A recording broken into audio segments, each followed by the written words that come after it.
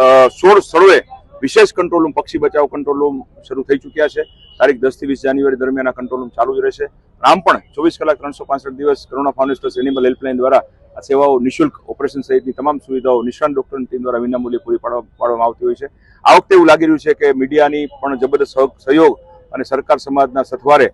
થોડી ઓછી કેઝ્યુઆલિટી આવશે, પક્ષીઓ ઓછા ઘવાશે એવું લાગી રહ્યું છે, જે થોડી રાહતના સમાચાર તો છે જ, પરંતુ જ્યાં સુધી એક પણ પક્ષી સારવારના અભાવે મૃત્યુ પામે કે અનાથ ન થઈ જાય ત્યાં સુધીની આપણી ચિંતા આપણે બધા સાથે મળીને કરવી જોઈએ। આપના લોકપ્રિય માધ્યમથી સૌ દર્શકોને મારે વિનંતી એ કરવાની કે સવારે 10 વાગ્યા સુધીમાં અને સાંજે 4 પછી પતંગ ન જ ઉડાડે, તે ઉપરાંત પ્રતિબંધિત ચાઇનીઝ દોરાનો ઉપયોગ ન કરે, કાચના માંજા પાયેલા પાકા દારાનો ઉપયોગ ન કરે, પોતાની સલામતીનું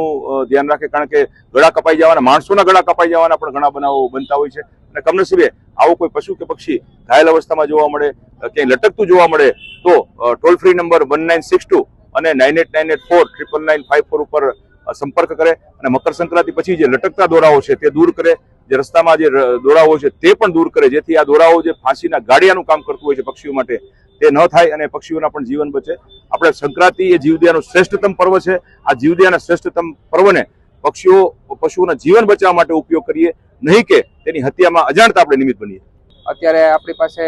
30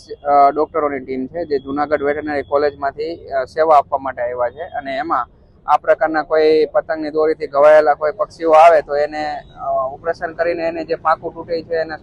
જે સૂચર લેવાના હોય લેવામાં આવે છે। અને કોઈ વધારે પડતા ગંભીર કેસ છે જેને હાડકું તૂટી ગયું છે કે કોઈ એ પ્રકારના કેસ છે તો એમાં જે ઓપરેશન કરવાના થાય તો એ પ્રકારના ઓપરેશન કરીને જે પાછળથી એના 4-5 દિવસ કે અઠવાડિયું જે ફોલોઅપ આપવાની હોય તે આપણી હોસ્પિટલે આપણા શેલ્ટરમાં જ રાખીને એને ફોલોઅપ આપવામાં આવે છે।